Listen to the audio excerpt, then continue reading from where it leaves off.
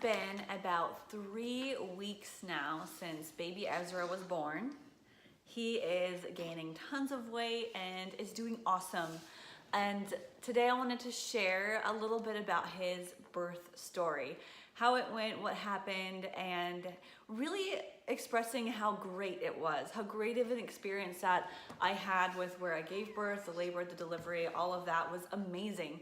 And believe it or not, it was actually pretty painless. And I had a completely natural birth, meaning that I didn't have any interventions or medication or pain relief besides like a bathtub and stuff, but there wasn't anything that they did to me to numb the pain. And it was amazing. So I decided to go with a birth center, and being in this area, there was a few options, actually just one in this area. Okay, let's back it up a little bit. Where I'm from, originally in Minnesota, they don't really have a whole lot of birth centers. I'm out here in Washington now, so I'm a little bit lucky in that way.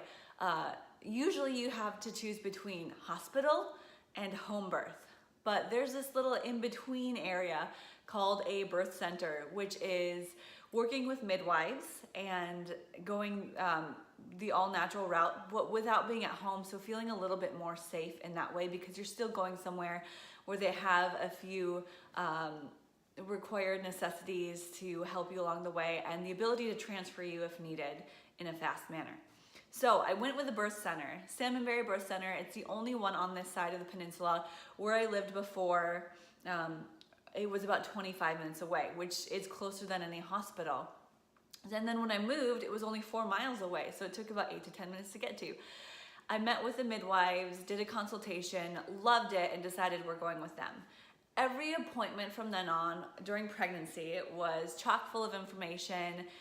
There wasn't any waiting back and forth. I just went to a doctor's appointment for this little guy, and they come in and weigh him, and then they leave and say, be right back.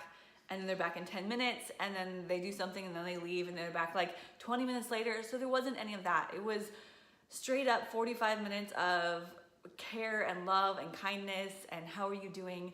And because I'm a low risk mom, I'm perfectly healthy and had a very healthy pregnancy, everything was amazing. There really wasn't anything that I needed to worry about, and pregnancy was great. I had a few minor ailments like heartburn, and most of the tough part about pregnancy was my mental anxiety, mental and emotional. So that's what I really had to work on. Where I had the physical part, I was still doing yoga, I was still working out, I still did a lot of that stuff. So that really helped my body prepare. So everything was super great. And being a first-time mom, I was expected to go over because statistics show that most first-time moms on average go 41 weeks and 4 days. A due date is calculated to about 40 weeks. So I was planning on having him basically on Halloween was the day, which would be 41 weeks and 4 days. But he actually came at 39 weeks exactly. So he was a week early, which was awesome. So we had a little bit more time with family, and to have him in our arms a little earlier was super awesome. And by the way, his name is Ezra. If you didn't know, this is Ezra Scott Hagen. And anyway, let's go back to that. So I had appointments with the midwives monthly until it became every 2 weeks and then every week. And he came at 39 weeks. What happened in that time was crazy. Okay, not really. It was pretty great. So he came Saturday morning at 2 a.m. The previous Tuesday is when I first started feeling and noticing signs of labor. And prior to that, I was like, he's cozy in my tummy and he's probably not gonna come for another couple weeks. I'm not even worried about it. But Tuesday morning came around and I started getting cramps, and I was like, ooh, I haven't felt these before. And they were like minor, mild period cramps. So I wake up Kyle and I'm like, hey, I'm feeling really crampy. I don't know what this is. So I take a shower and I notice pink spotting. So in my underwear. So pink spotting meaning things are gonna happen soon. And the pink spotting people often call the bloody show. I mean, it sounds worse than it is. It was just like very light pink spotting. And I called my doula because I was required to hire a doula, which is like a birth coach that will help you through the whole process. I called her that morning just to let her know that this has happened, and really my plans for the day was just to go about my day as if nothing had happened and everything was fine.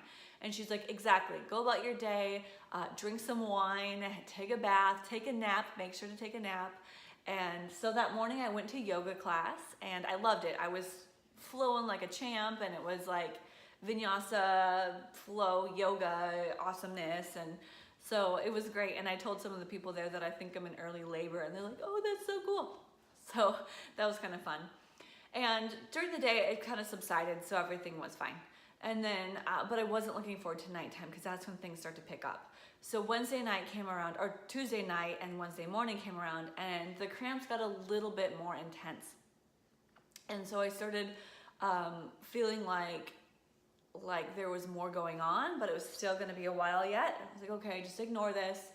I'm still in contact with my doula, and actually Wednesday morning I called the midwives to tell them, you know, this is happening. I noticed some pink spotting, I'm getting cramps, maybe contractions. They're kind of consistent, not really. And then Wednesday came, and again, it kind of subsided during the day. So I went about my day. Kyle and I ran errands. We went out. He had a work meeting. We did a bunch of things together. He didn't want to leave me to leave his side. I did not go to prenatal yoga. So Kyle and I stuck pretty much together the whole day on Wednesday.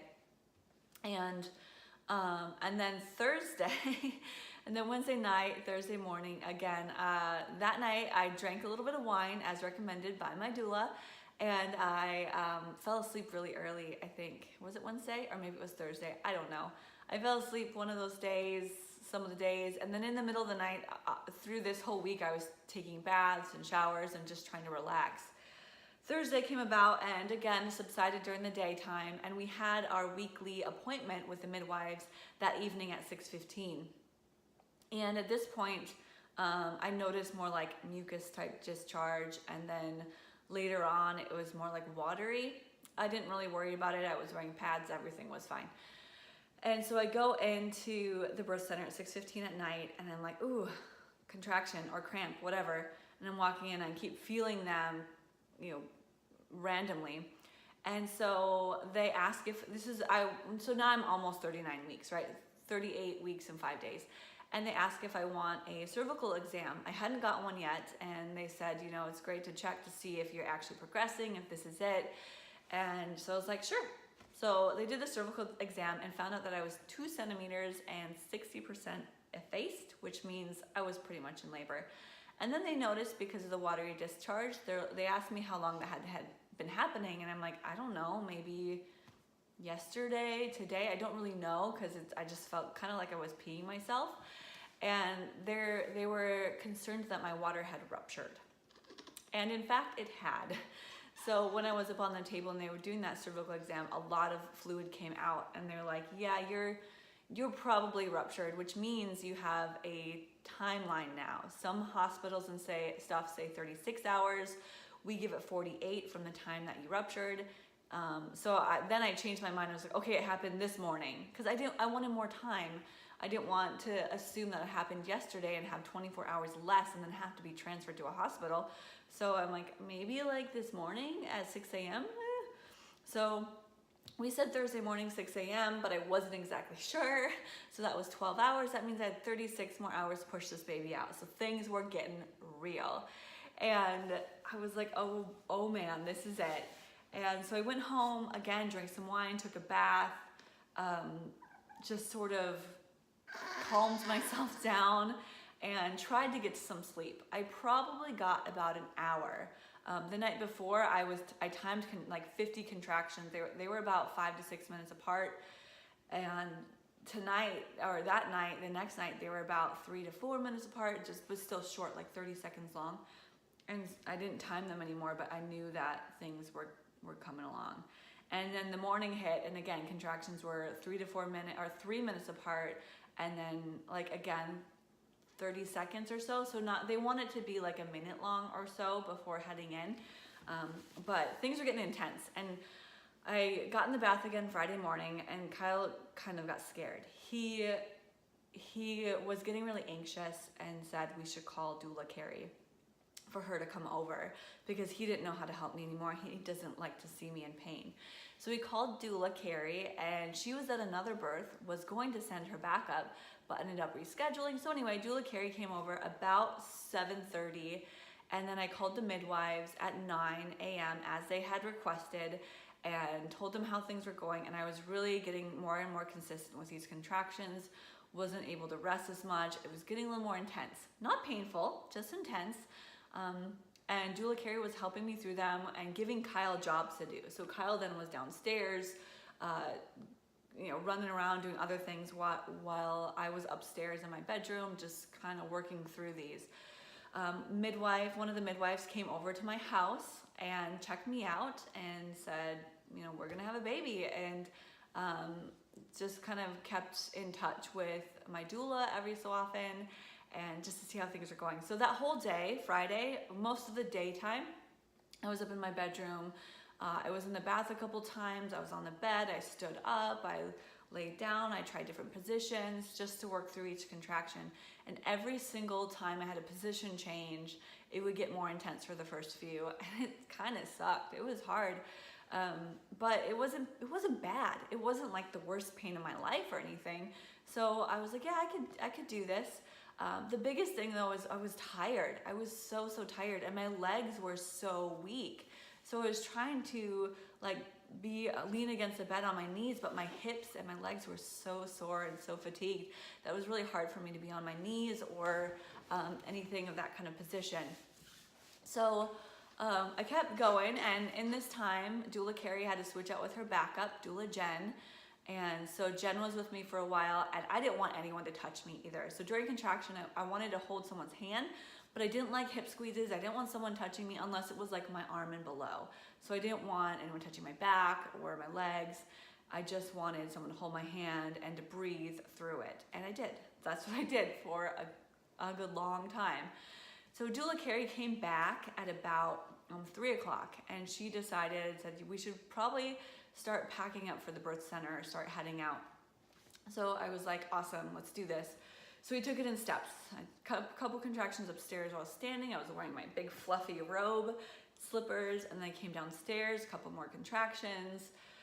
Then outside, down the stairs to the car, Kyle had to wait for me, another contraction in the car, and then we drove to the birth center. And I knew I would have a few in the car on the way because it was about 10 minutes, and since they were 3 minutes apart, I had a contraction while driving, and then at a stoplight, and I was like, do not go if that light turns green, because I didn't want the jarring motion. I was like, you are not gonna go if that light turns green. And I was looking around, making sure no one was seeing me, like, ah. I actually have a clip that maybe I'll add it in here. I'll add the clip to what it was like driving. And doula Jen said, you know that labor is progressing and things are working, the more stoned you look. So it'll just look really just like stoned and tired and high, but really I'm just tired and trying to conserve my energy. So not can't be bubbly when you're like, okay, just relax in between contractions. So I'll show you that. On our way to the birth center so I can get in a really large tub. My hips hurt. Things are going good. I'm tired, but not too bad, right? Yeah. My hips and IT bands, and they're so sore. That's all. Anyways, we got 8 minutes in the car. We'll see if we can do this. Hey Kyle, how do you feel about having a baby on the way? You want to have it right now? You want me to park? No. So I totally smell those donuts. You're gonna keep them in the car, right? Sure. Because it's not a good smell right now. Oh, okay. Yeah. But we got all the stuff, I think. A car seat. I'm gonna have another contraction before we get there, probably when I get there. Mm-hmm. Super exciting stuff. Doula Jen says I'm on the right path because I look more and more stoned. Doula Jen. Hear about it. Yeah, so we made it to the birth center, and they were all set up for us. They knew we were coming. And so midwife Holly and student midwife Amy were there, and we get into the room. And at that time, I kind of wished I was back at home again. It wasn't as comfortable, but it wasn't like a hospital. It wasn't like sterile and crazy. It was just, there was a bed, there was a tub, there was some yoga ball type things. But I just wanted to be back home where it was comfortable, but I knew that this was it. We had to be here. So I'm glad I brought my robe, my slippers, my big cozy quilt blanket. I wish I would have brought more pillows and some like Gatorade electrolyte beverage, and that's it. The rest of the stuff in my bag, I don't think I really even used. Like chapstick, they tell you to bring chapstick and all this kind of stuff, and no. So I had, the first thing I did when I got there was got in the tub, and Kyle got in with me, and that was so much relief on my legs. That was what it was it was so hard for me to stand and sit because my hips were so sore. So the bath really helped my legs and me to relax a little bit more. So there was that. And then I got out and got in the bed. I think I got in the bed. No, they had to check. Before, when I first got there, they had to check me through 2 contractions. So the baby's heartbeat and check, I think they had to do a cervical exam. They wanted to limit them though, limit cervical exams because my water had ruptured. So they don't want to do more than 5. I think they did 2 or 3 when I was there. They didn't tell me any of the numbers. I can look back and see on my chart, but they didn't tell me because sometimes they say that, you know, it makes you a little bit anxious or you think things aren't progressing along very fast enough. So I just didn't have them tell me. They checked the vitals. Baby's heartbeat was fine through the whole process.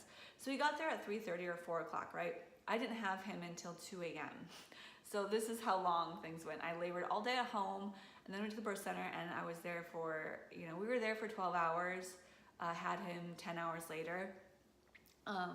So it was a lot of just switching positions. Again, they checked his heartbeat every 30 minutes or so.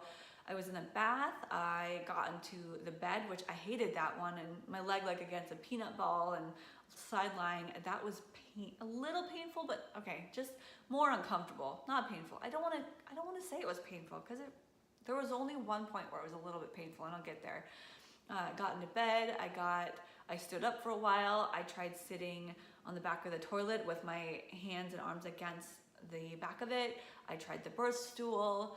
I got back into bed. I got back into the bathtub.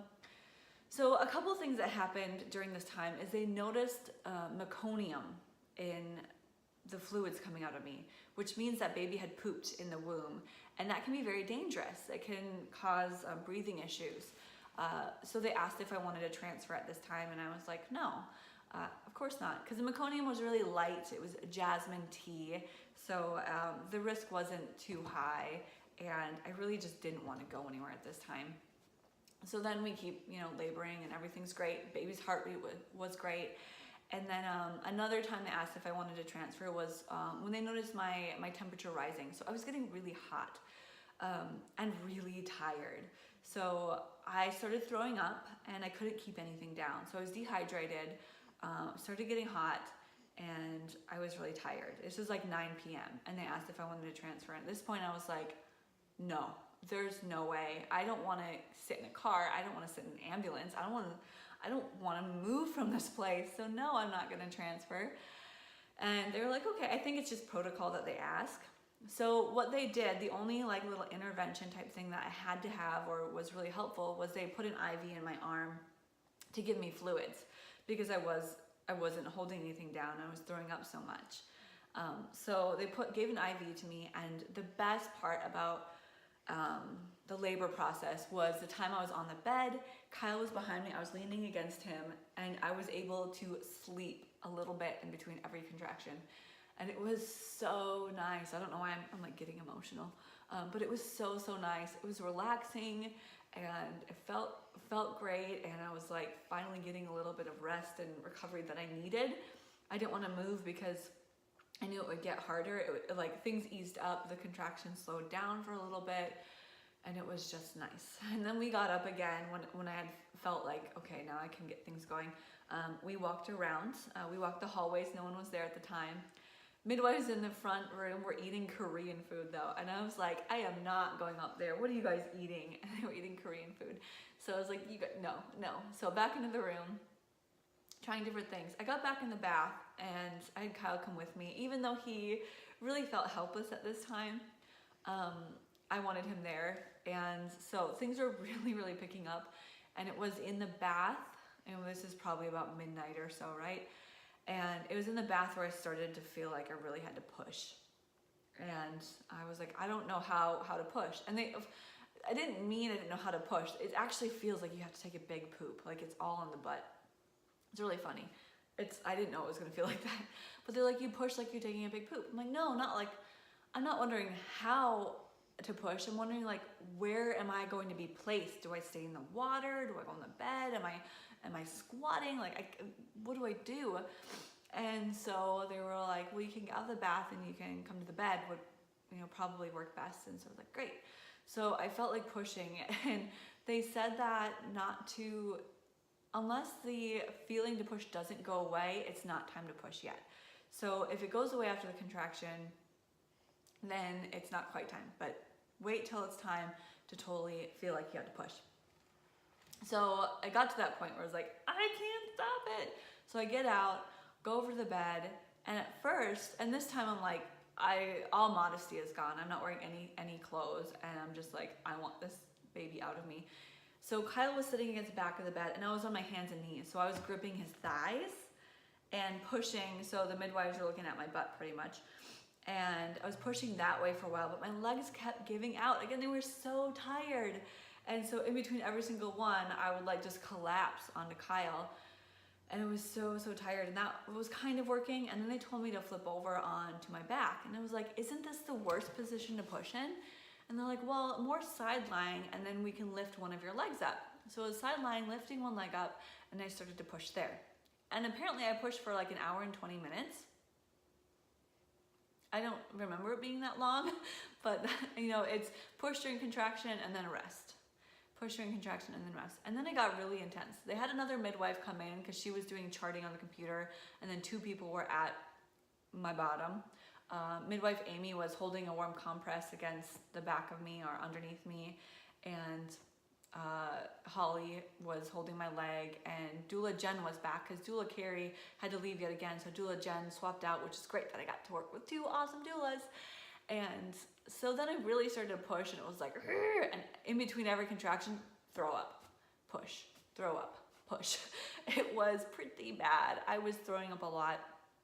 It didn't bother me too much until after, when my throat was super raw. There was one push where, they did ask if I wanted to feel his head, and it was like, do I? It was kind of terrifying, like, do I? And he had all this hair. It was really cute. I was like, I felt it, and I was like, okay, that's cool. And then pushing some more. So I'd push, and he'd come out a little bit, and then he'd like regress a little, kind of like prairie dogging it. And so he would come out, and then go back in. And then there was a time where like his head was out pretty much, and I could feel that.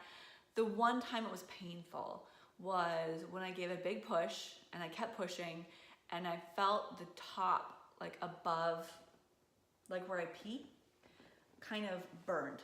So that was painful. And then they told me to stop. They're like, stop, just wait for it to stretch. So I was like, thank goodness, because I do not want a tear up the top of where I'm peeing.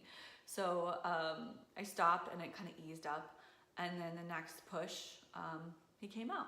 He just kind of like, head came out, his body slithered out, and I was like, what just happened? Whoa. All of a sudden I wasn't pregnant anymore.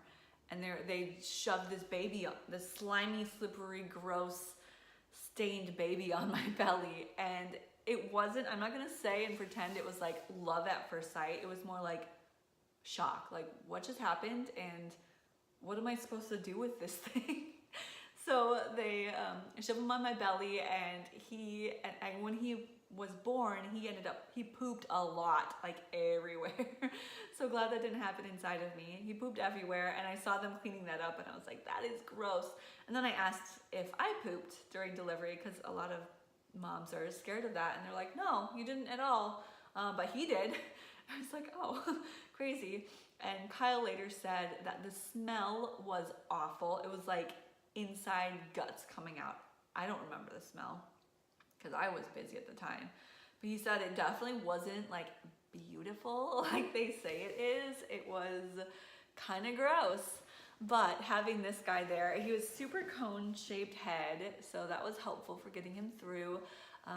He They put him on my belly and then checked everything out. I ended up having 2 little like skid mark tears, not actual tears. Everything was fine down here. There's 2 skid mark tears where the burning sensation was up at the top, and it healed just fine.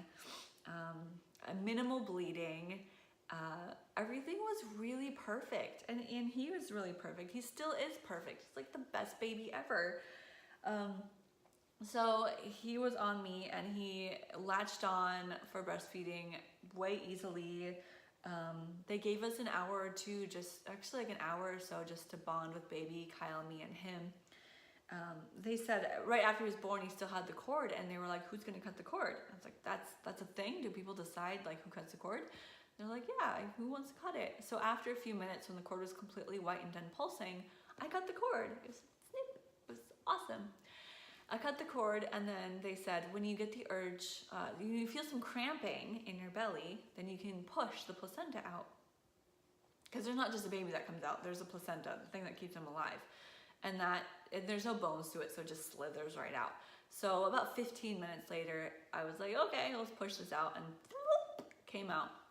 And a little bit later, they showed us the placenta and showed us where he was, and the sac, and the side with the baby, and the side that was on me. And so that was really neat. It was in a bowl, and they're just like, "Oh, I'm gonna show this to you." I'm like, "That's cool." That was cool. And then after that, what else happened? We bonded with baby for a while. They kind of wiped him off, although he had a little bit of vernix down, like I got a whole handful of vernix, which is that white slimy stuff. And he was just the cutest. Took a lot of pictures. Kyle took a lot of pictures and videos at this time during the whole process. I haven't even seen all of them. And when I noticed him taking pictures or videos and it was mid-contraction, I was like, "Turn off your camera." Like I got mad, like, no. But he got some pretty, interesting videos and pictures that I still have to look through. And probably some of them are like never going to see the light of day, but some of them I will share. He got some really good pictures too of just like, cause he was behind me the whole time. So you got a picture of baby on, like, I'll show you the picture, it's cute. It's one of my favorites when he first came out. And yeah, so we bonded a little bit, and we did up the little blue felt board to fill in all the pieces. So his name is Ezra Scott Hagen. Ezra because both Kyle and I like that name, and Scott after my dad, and Hagen because that's both of our last names.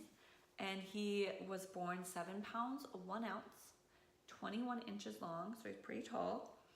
And at 2:01 a.m. on October 13th, on a Saturday morning, he was born. So my water was actually ruptured, they're assuming for like 42 hours. Had I been at a hospital or giving birth at a hospital, I think I would have had a lot more interventions or things done to me. I'm really, really glad I wasn't. I'm really glad that I chose a birth center and that they were able to have a completely natural birth without really any complications, because the meconium and the higher temperature could have been really scary, but his heartbeat was fine the whole time and he was doing great. So there wasn't anything really wrong. It was just a couple concerning things that may have been, blown out of proportion had I been somewhere else. So again, I'm really, really glad I went this route. Right away, I was able to stand up and walk around. They wanted me to be able to use the bathroom before leaving. We were only there for 3.5 hours after he was born, and then we were sent home. So in that time, we got a lot of information from the midwives. They were gonna come back in 24 hours or, about that the next day on Sunday to do a checkup for him and me. And they gave us a lot of information, a lot of healing information for me. And I was like so tired though. I don't know how anyone's expected to remember all of this. I remembered most of it, I think. And so then we were sent home about 5:30 in the morning. And so he was born at 2. At 5:30, we pack up. It's only 4 miles away. We go home. We settle in. Kyle's sister and mom and Kyle's son, 5-year-old son, and his dad. Kyle's dad was here. Like a lot of people were here, but they were sleeping. Kyle's sister did wake up when we got home, and she was the first one to hold him besides us and the birth center people. Yep. And Dylan got to meet him right away. Kyle took him into his son's room and said, "Here's your baby brother." And then we slept at home. And that was the birth story. I wrote about this in more detail on my blog, so you can read a little bit more about this whole story. But I wanted to share it through video too, because it was a really, really great process. My blog shares a little bit more about pregnancy and stuff too, and choosing a doula and a birth center and where I am and all of that. But this was my labor and delivery story for you to enjoy. And now I think I've over talked. So if you have any questions, just leave a comment, and I hope to share more with you guys later about what it's like to be a mom, a yoga teacher, and living in this beautiful area called the Pacific Northwest, the Peninsula of Washington. All right, see you later.